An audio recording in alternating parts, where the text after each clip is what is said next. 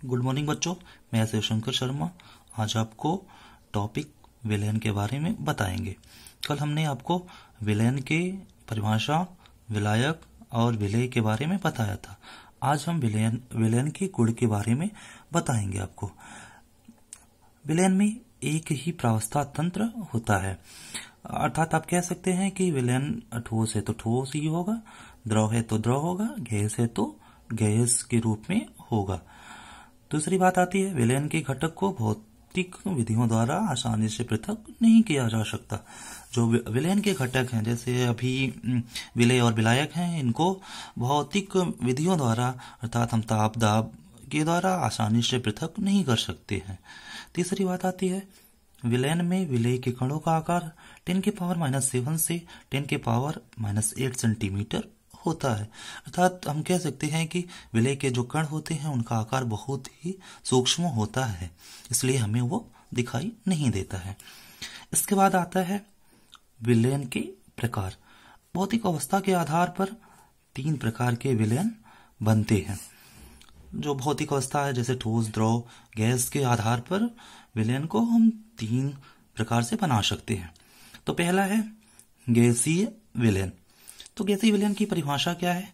जब 2 या 2 से अधिक गैसें मिश्रित की जाती हैं तो गैसीय विलयन बनता है।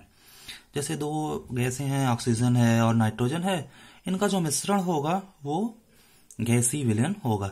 वायु है, वायु में कई गैसों का मिश्रण होता है, इसलिए वो भी गैसीय विलयन है। फिर इसके बाद आता है द्रव विलयन। जब किसी गैस, द्रव अथवा ठोस को द्रव में घोला जाता है तो द्रव विलयन बनता है। कोई द्रव है, उसमें हम ठोस को, द्रव को या गैस को घोले तो उसमें द्रव विलयन तो हमें प्राप्त होगा। जैसे अभी अल्कोहल है, अल्कोहल को हम जल में घोलते हैं तो द्रव विलयन प्राप्त होता है। थर्ड वन है ठोस विलयन। जब कोई ठोस, द्रव या गैस पदार्थ परमाणु अथवा आणविक आकार में दूसरे ठोस में अनियमित रूप से परिक्षिप्त होता है तो ठोस विलयन बनता है।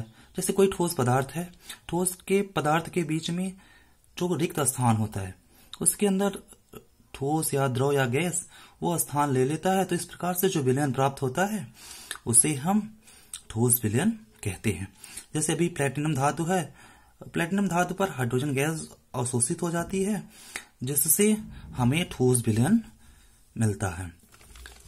सारणी के आधार पर हम विलयन के प्रकार को और अच्छी तरह से समझ सकते हैं। जैसे पहले कॉलम में है विलयनों के प्रकार, दूसरे कॉलम में है विलायक, तीसरे कॉलम में है विलेय और चौथे कॉलम में है उदाहरण। तो जैसे जो अभी बताया गया आपको कि विलयन 3 प्रकार से बनते हैं। पहला गैसीय विलयन, दूसरा द्रव विलयन, तीसरा है ठोस विलयन। तो विलायक और विलेय के आधार पर हम यहाँ समझेंगे और उसके उदाहरण को देखेंगे। जैसे अभी गैसीय विलयन है तो ये कैसे बनेगा? तो जैसे गैस है विलायक, विलायक कोई गैस है और विलेय जो है वो गैस है, तो दोनों आपस में जब मिलेंगे, मिल करके गैसीय विलयन को बनाएंगे। एक उदाहरण है ऑक्सीजन है और नाइट्रोजन का मिश्रण जो है, ये ऑक्सीजन और नाइट्रोजन दोनों गैस हैं, तो दोनों का जो मिश्रण होता है उससे हम एक विलयन बनाते हैं। या अर्थात आप कह सकते हैं वायु जो होता है, वायु गैस और गैस का मिश्रण है। फिर इसके बाद है गैस और द्रव। यहाँ पर विलायक गैस है और विलेय जो है वो द्रव है। जैसे उदाहरण है क्लोरोफॉर्म की वाष्प और नाइट्रोजन का मिश्रण, इन दोनों का मिश्रण जो होगा वो गैसीय विलयन प्राप्त होगा। इसी प्रकार से गैस, ठोस का विलयन तो भी जो होगा वो गैसीय विलयन प्राप्त होगा। जैसे कपूर है, ठोस अवस्था में है, नाइट्रोजन जो है वो गैस अवस्था में, इन दोनों का जो मिश्रण होगा वो गैसीय विलयन होगा।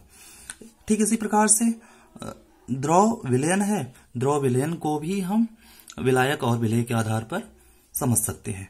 जैसे द्रव है, विलायक द्रव हो और विलेय जो हो वो गैस हो तो हमें द्रव विलयन प्राप्त होगा।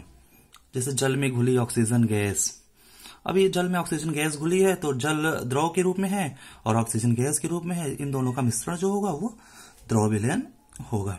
जैसे द्रव, अल्कोहल है, अल्कोहल द्रव के रूप में है, जल द्रव के रूप में है, तो इस प्रकार का जो विलयन हमें प्राप्त होगा वो द्रव विलयन प्राप्त होगा। ठीक इसी प्रकार से ठोस विलयन है, जैसे ठोस है, गैस है, तो जैसे पैलेडियम है, पैलेडियम हाइड्रोजन गैस को अधिशोषित कर लेती है अपने पर, तो इस प्रकार का जो विलयन प्राप्त होगा वो ठोस विलयन। ठीक इसी प्रकार से ठोस द्रव, जैसे पारा है, पारा का सोडियम के साथ मिला देते हैं तो भी हमें अमलगम प्राप्त होता है, ये ठोस विलयन होगा, ठोस विलयन। तांबा और सोने का जो मिश्रण है, जो एलॉयज है, ये भी एक प्रकार का ठोस विलयन होता है।